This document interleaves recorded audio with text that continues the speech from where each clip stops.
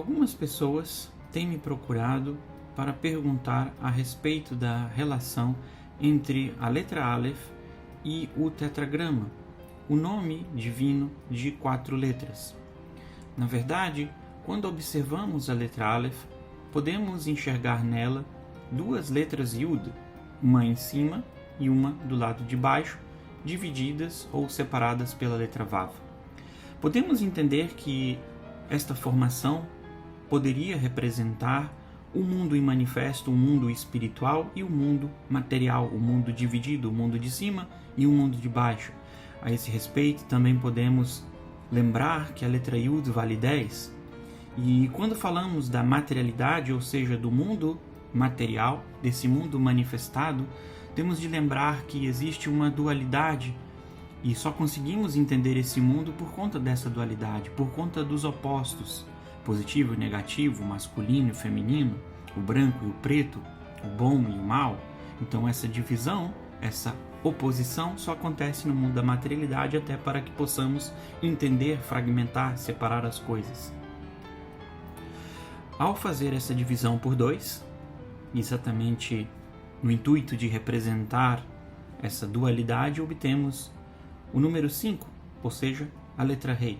E é com isso que temos a formação do tetragrama a partir da letra Aleph.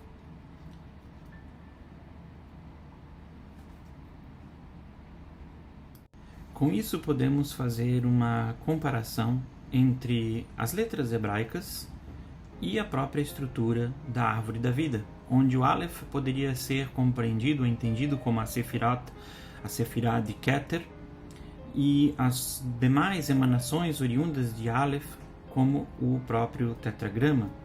Assim teríamos aqui as Sefirot de Chokhmah e de Binah, representadas por Yud-Rei, posteriormente a Sefirá de Vav, que equivale ao número 6, e assim temos a segunda parte dessa estrutura da árvore da vida, também chamada de Zeir Anpin, representada por 6 outras Sefirot.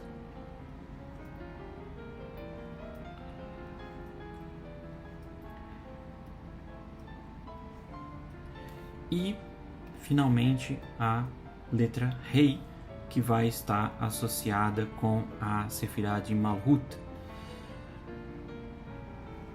Nessa análise também percebemos os aspectos masculino e feminino, ou seja, os opostos, e da mesma forma aqui masculino e feminino, de modo que temos essa última letra Rei representando o aspecto feminino, própria Shekhinah divina, que vai fazer muito sentido quando se lembra, por exemplo, do Shabat, e se fala da noiva, onde a noiva, o Shabat sendo uma noiva divina. Da mesma forma, essa dualidade, esse mundo material manifesto, busca, de alguma forma, chegar a Aleph, a unicidade, a partir da dualidade se tornar um. E é com isso que entendemos ainda o aspecto ou a expressão do amar ao próximo como a ti mesmo, como nós podemos ver numa próxima análise. Dessa forma, podemos identificar na palavra Ahavá o amor, uma relação íntima também, não só com a letra Aleph, a primeira letra da palavra Ahavá, mas também com o próprio tetragrama. De modo que aqui, na palavra amor, nós temos a letra Aleph, representando esse mundo imanifesto, esse mundo espiritualizado, da espiritualidade, o mundo da unicidade e o mundo da materialidade, esse mundo dual, o mundo dos opostos.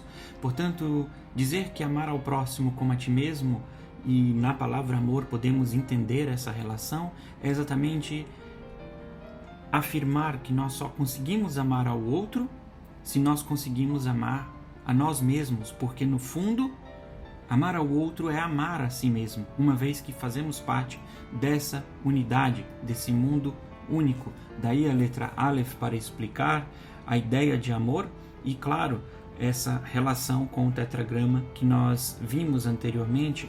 Não é à toa que em muitas representações podemos entender o ser humano como essa estrutura do próprio tetragrama, que poderia representar Adam Kadmon, ou este momento de unicidade muito próximo do mundo e manifesto, e que aqui algumas pessoas tendem a pensar como o próprio corpo humano, como a cabeça, os 2 braços, o tronco e as 2 pernas, no sentido gráfico. Portanto, falar de amor, falar de amar ao próximo como a si mesmo, é simplesmente falar de unicidade, de amar a si mesmo para que a gente possa amar ao próximo.